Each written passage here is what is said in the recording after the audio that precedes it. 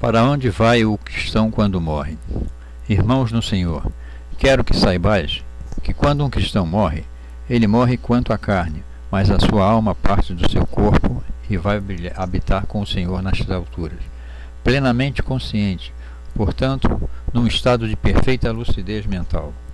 Há diversas escrituras que testificam que quando se morre no Senhor, se vai habitar com o Senhor no seu reino celestial.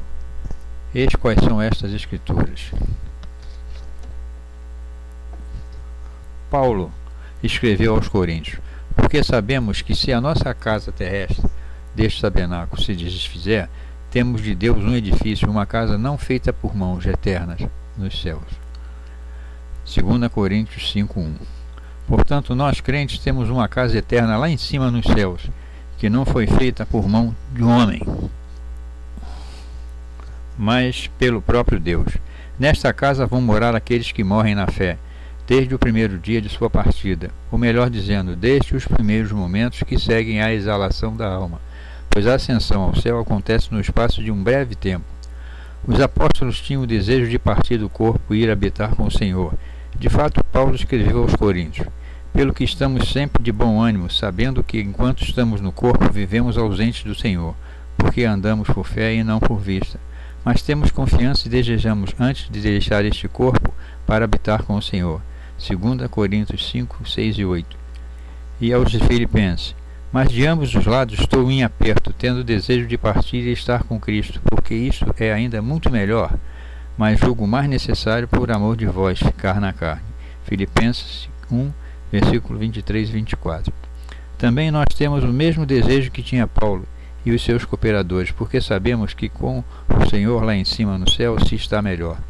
Certo, é uma coisa maravilhosa viver com o Senhor na terra, mas é ainda melhor a vida que se vai viver com o Senhor no seu reino celestial. O apóstolo Pedro, na sua segunda epístola, diz: sei que brevemente hei de deixar este meu tabernáculo, como também nosso Senhor Jesus Cristo já me tem revelado.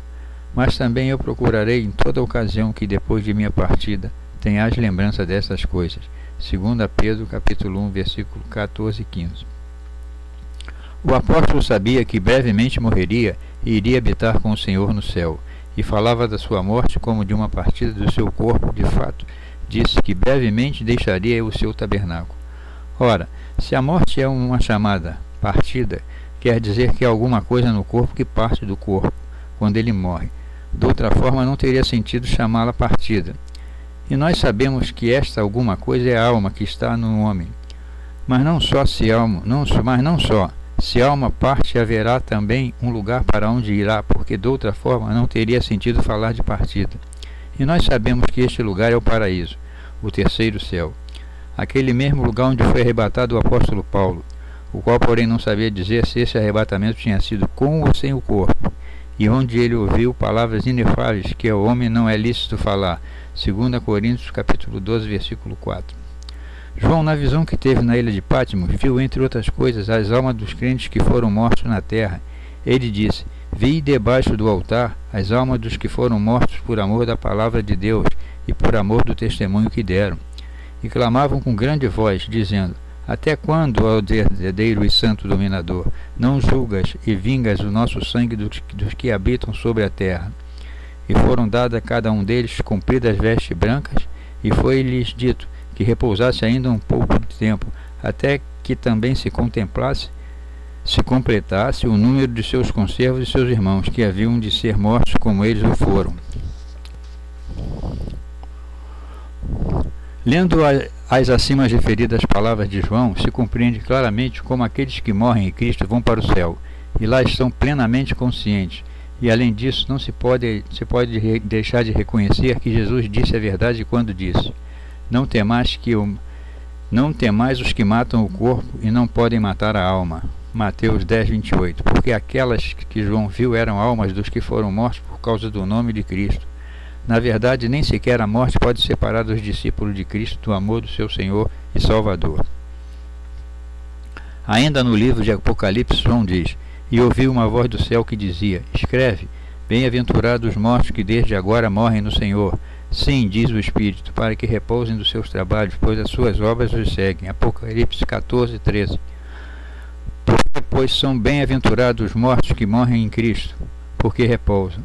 E onde repousam? No céu. De fato, pouco antes, João disse ter visto no céu, debaixo do altar, as almas daqueles que foram mortos por causa da palavra e do testemunho que tinham dado, os quais clamavam pedindo a Deus para lhes fazer justiça. E a ele foi dito que repousasse ainda um pouco de tempo, até que também se completasse o número dos seus conservos, seus irmãos, que haviam de ser mortos como ele foram. Apocalipse 6, 11. Notai que por aquilo que lhes foi dito, aquelas almas já haviam repousado, mas lhes foi dito para repousarem ainda um pouco de tempo, até um certo tempo. Então deve-se dizer que quem entra no céu repousa de suas obras, como Deus repousou das almas. Hebreus 4:10. Glória a Deus em eterno. Amém. Mas queremos também dizer algo a respeito daqueles que não morrem em Cristo. Eles não são bem-aventurados porque não repousam de maneira nenhuma, porque vão para a chama do Hades, onde não tem descanso algum. Poderia haver alguma vez repouso num lugar de tormento horrível, onde centenas e centenas de milhares de almas choram e rangem os dentes, por causa das dores atrozes que lá padecem. Aqueles que morrem nos seus pecados são, pois, chamados infelizes, dentre todos, porque vão para os tormentos. Graças sejam dadas a Deus em Cristo Jesus, por nos ter salvos dessa atroz e tenebrosa sorte. Amém. Paulo diz a Timóteo: se morremos com ele, também com ele viveremos. 2 Timóteo capítulo 2, versículo 11. O que significa isso? Que se nós morrermos na fé, iremos viver no céu com Cristo, e isso logo depois da morte? Na ressurreição depois, o que acontecerá na volta de Cristo do céu?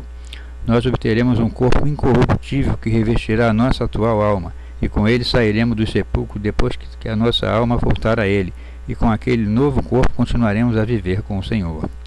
Ainda a Timóteo, Paulo disse antes de deixar este mundo: o Senhor me livrará de toda a má obra, e guardar-me-á para o seu reino celestial. 2 Timóteo 4,18.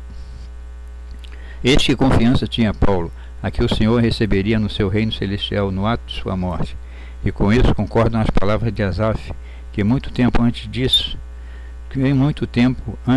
pelo Espírito: guiar-me-ás com o teu conselho, e depois me receberás em glória.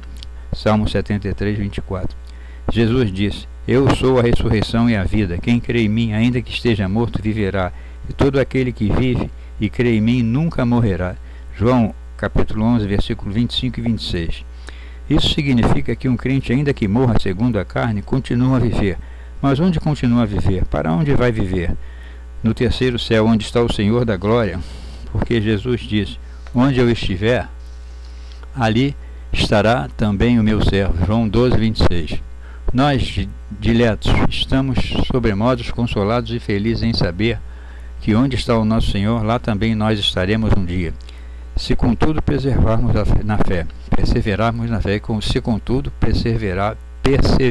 na fé, não estamos minimamente angustiados em pensar que um dia teremos que ir embora desta terra, porque sabemos que para onde iremos se está de longe muito melhor que aqui na terra.